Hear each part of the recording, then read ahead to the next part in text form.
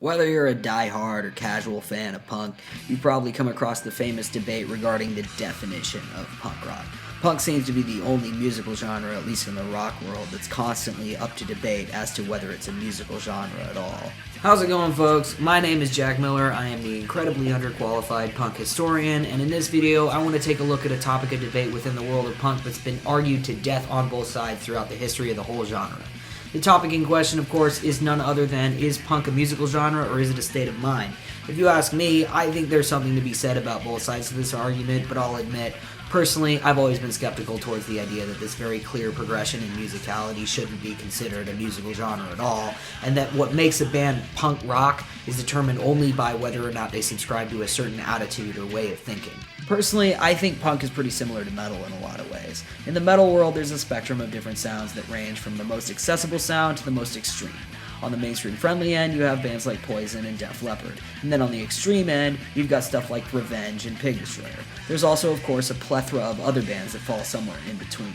While the two opposite ends of the metal spectrum sound nothing alike, it does all stem from the same place of origin and can be traced back through musical progression over time.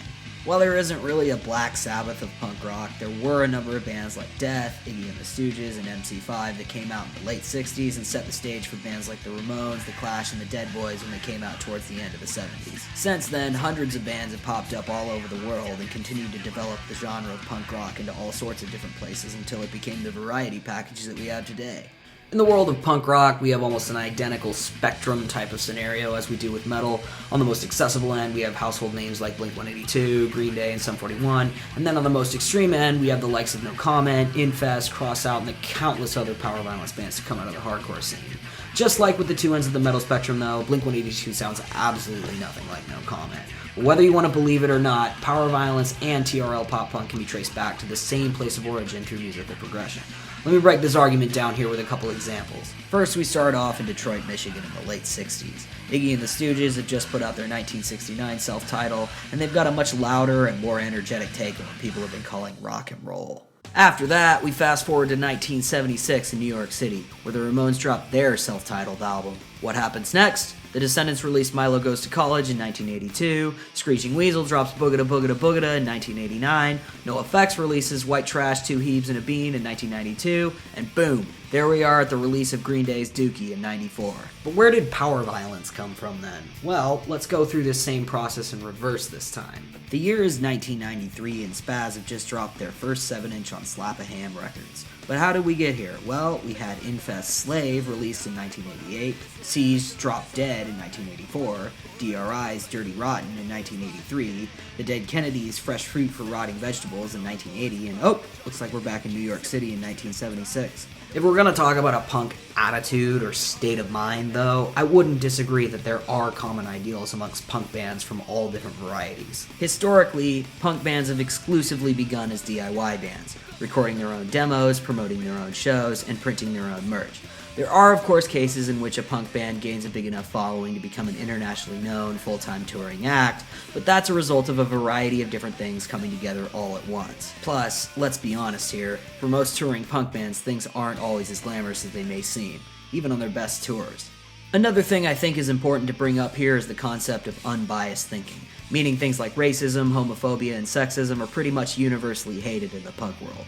While there have been and still are cases of Nazis or racists showing up at punk shows or even Nazi punk bands throughout history, given that there's worlds more documentation of punk bands explicitly condemning this kind of bigotry than there are actual Nazi punk fans or bands themselves, I think it's pretty safe to say that the consensus in the punk world is anti-hate. DIY ethics and unbiased thinking are definitely two very important pieces in punk culture. And quite honestly, I'd say culture is a more appropriate term to use here as opposed to attitude or state of mind. Despite these things being important in the punk world, the life of what I'm calling punk culture still seems to be rooted in music.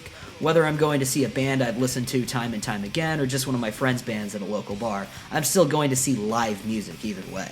Anyone who plays in a local band or even just goes to shows in their local punk scene will tell you there are some fantastic local bands. And even if the band isn't necessarily the best, it still makes for a good soundtrack to catch up with people you know and have a good time. Plus, the fact that so many of us will spend hours practicing our instruments, writing songs, or recording demos is a pretty good indication of how important music is in the punk world.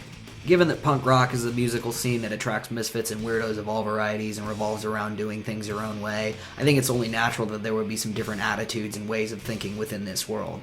And I don't actually think that's a bad thing. I have to say, I really think the state of mind argument made a little more sense before the internet, when rather than one global scene, we had a bunch of different ones spread throughout the world focusing on different cities. While this of course doesn't mean punk bands from different cities never played shows together, it wasn't uncommon for bands to be categorized into groups by city. For example, Minor Threat, State of Alert, and Bad Brains were all part of the DC scene, whereas Black Flag, The Descendants, and the Circle Jerks were all part of the LA scene. Now you may be wondering why I brought up both SOA and Black Flag in the same example when I'm talking about how attitudes tend to differ from scene to scene, since I'm sure many of you know Henry Rollins was the singer for both of those bands at different points in time. But just hear me out on this. As you can tell from my appearance alone, I certainly wasn't there in the early 80s when this stuff was going on. But for what it's worth, I have seen my fair share of documentaries about this time in punk history. If you've watched any that focus on LA punk from this time, you'll know how famously violent that scene was. You'll also hear people from places like Washington, D.C., or even other parts of California talk about how that violent behavior gradually began to bleed into other scenes, as L.A. became more and more of a nucleus for punk, if you will, and L.A. bands started touring more. Since the violent behavior that LA punk was so famous for wasn't something every punk in the United States or even every punk from Los Angeles condoned or wanted to participate in, I think it's safe to say that there wasn't a collective attitude amongst everybody in the genre here. I also want to mention the 80s UK scene and how bands like Crass, Conflict, and the Subhumans are very explicitly anarchist and put more of an emphasis on their political message than they did their music. Then on the other hand, you had bands like Cockspar, Shan 69, and The Business that spoke to more of a working class audience, and although they certainly did have a message in their music, these bands put a lot more work into their songwriting than their anarcho counterparts did. But let's say we were to play one record from each of four bands: Discharge, Government Issue, Angelic Upstarts, and Ill Repute, one right after another. I don't know about you, but I'm hearing a pretty consistent musical genre here. Now that we've covered the 80s though, how about we take a look at the next decade and focus on a few select personalities from a time when punk rock was starting to branch off into all sorts of different directions, and bringing in a much broader audience. Say we were to compare the three public personas of Sturgeon from Leftover Crack, Ben from Screeching Weasel, and Russ from Good Riddance. There might be a little common ground between these three guys as far as mindsets and attitudes go if you squint, but for the most part, we're looking at three very different ways of life here. From the name of his most well-known band alone, you can kind of tell where Sturgeon stands in the punk world. It's no secret that he and a lot of other musicians he's associated with have exhibited what you could call stereotypical crust punk behavior. Though, personally, I'd consider Leftover Crack and Choking Victim to be more ska punk bands, they definitely do have strong ties to the crust scene both musically and ideologically. Not to mention, with all the lyrics about things like shoplifting, doing drugs, and retaliation against cops paired with the fact that they came out of the whole C-squat scene, it's not really hard to see the type of reality these guys were living in their younger years. Now let's move on to Ben Weasel. Sure, from afar it may seem like he and Sturgeon share some common ground in terms of attitude, but the types of shenanigans that Screeching Weasel portrayed themselves getting up to back in the day are pretty different from that of Leftover Crack. To make a long story short, Ben and the rest of the guys in Screeching Weasel were known for having a very I don't give a shit attitude, and a lot of their lyrics tended to be about things that might piss certain people off. While there definitely are a few love songs on each Screeching Weasel record, a good portion of Ben Weasel's lyrics, especially in the earlier stuff, were usually more about things like making fun of rich kids or hippies or just telling people to go fuck themselves in general.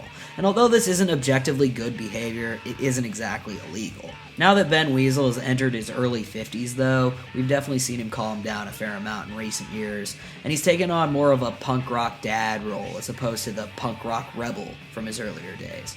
Still, for better or for worse, we do see a little bit of the old Ben Weasel come out of hiding from time to time. Lastly, we have Russ Rankin, the frontman for the vegan straight edge band Good Riddance, and probably the biggest outlier amongst this trio. Aside from a couple love songs here and there, the vast majority of Good Riddance's lyrics are very politically driven. Generally speaking, their lyrics tend to be critical of the US government, but they present them in a much more thought-out manner than the fuck the police route Leftover Crack usually tends to take. Good Riddance is certainly a band that uses what you might call the bad religion approach to politics as opposed to Leftover Crack and the exploited approach. Despite the very different personas amongst each of these guys though, musically there's more than enough common ground to put Leftover Crack, Screeching Weasel, and Good Riddance under the same blanket genre of punk. I'd say these three bands actually have a lot more in common than Slayer and Electric Wizard do, and nobody seems to have a problem calling both of those bands metal. While their bands of course all fit into different spots on the genre spectrum, I don't think it would be far-fetched to assume that all three of these guys owned more than a few of the same records at some point, and I'm sure I'm not the only person who would consider themselves a fan of all three bands. In terms of common ground regarding attitude and mindset amongst these three bands or any of the hundreds of others that we could look at in this context, there's no question that they all started out as DIY bands playing basement shows and putting out their own demos.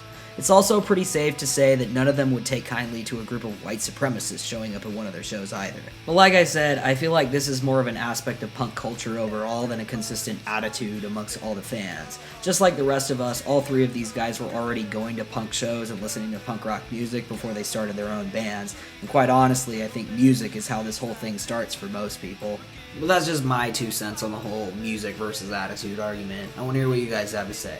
Is punk rock mostly about music to you, or is it mostly about something else? Thanks a lot for watching. I'll see you next time.